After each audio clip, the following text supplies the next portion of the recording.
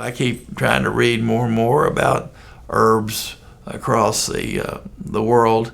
And for example, I just did get a supplement that's supposed to be a female enhancer for sexual performance, as well as a male enhancer of sexual performance. And I read over all the ingredients. There was like 10 ingredients in each one, and both of them were different.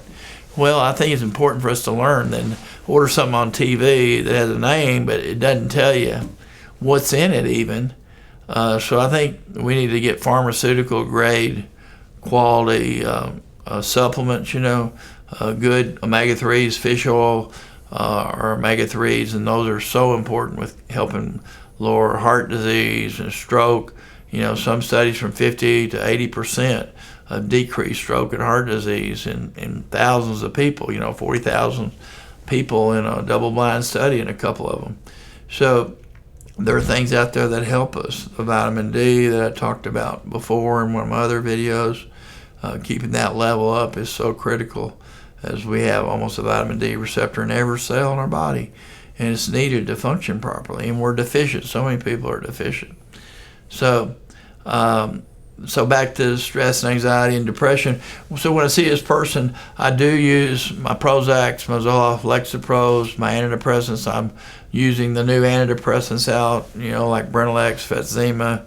I'm not here representing any of those companies, by the way, but there's Vibrid, there's different ones, and I want to keep my mind with good modern medicine and up to date, and keep learning what we can do there, because the drug companies are invention. We do a lot of good things, but on the other hand, I also I want to realize that there's a lot of people, like I had one today, that she takes an agent that increases serotonin.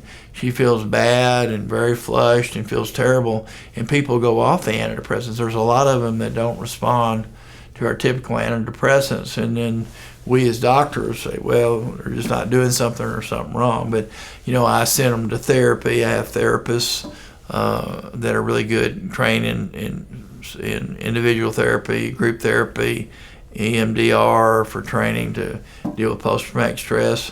Now we got yoga going on. So I think we've just got to look at all those kind of things to help out. And then I'm keeping more an open mind that now if it's fatigue, that I might do cortisol testing, for example, or hormone testing on people if there's symptoms that warrant that to find out that there's other reasons why they're fatigued. It's not really a biologic depression, but it's more of a medical illness, of fatigue that's secondary to low cortisol, secondary to stress or anxiety, to their job performance, to a lot of different things that affect them. So I'm much more open-minded to try to listen and go where the patient's going now.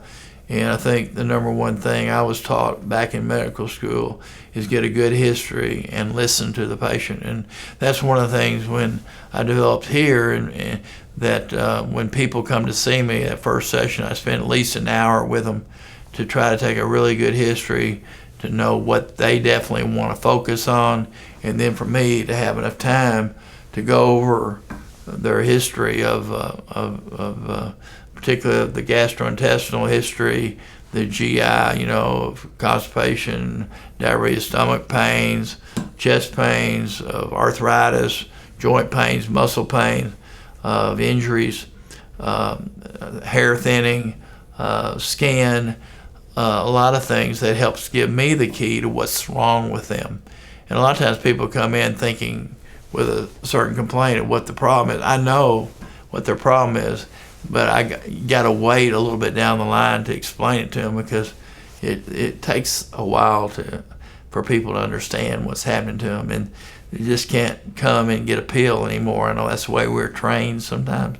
Get them in and get them out, just do their chief complaint and give them a pill and go on, than to ask them and explore, So that's what I hate about kind of my medicine career, where we are as doctors, and even as a psychiatrist, I can't have time to do psychotherapy, which I was trained to do, or group therapy, or I don't have time to sit and spend an hour with a patient, or sometimes even a half hour with a patient, to really ask the questions I need to do. But I'm making myself make the time, So I think we have to do that as physicians, and we got to all work together to try to have a healthier environment, to be healthy ourselves, to raise so we can be better parents, we can be better friends, be better in our careers, whatever we do, be better spouses. So those are some of my thoughts along this line.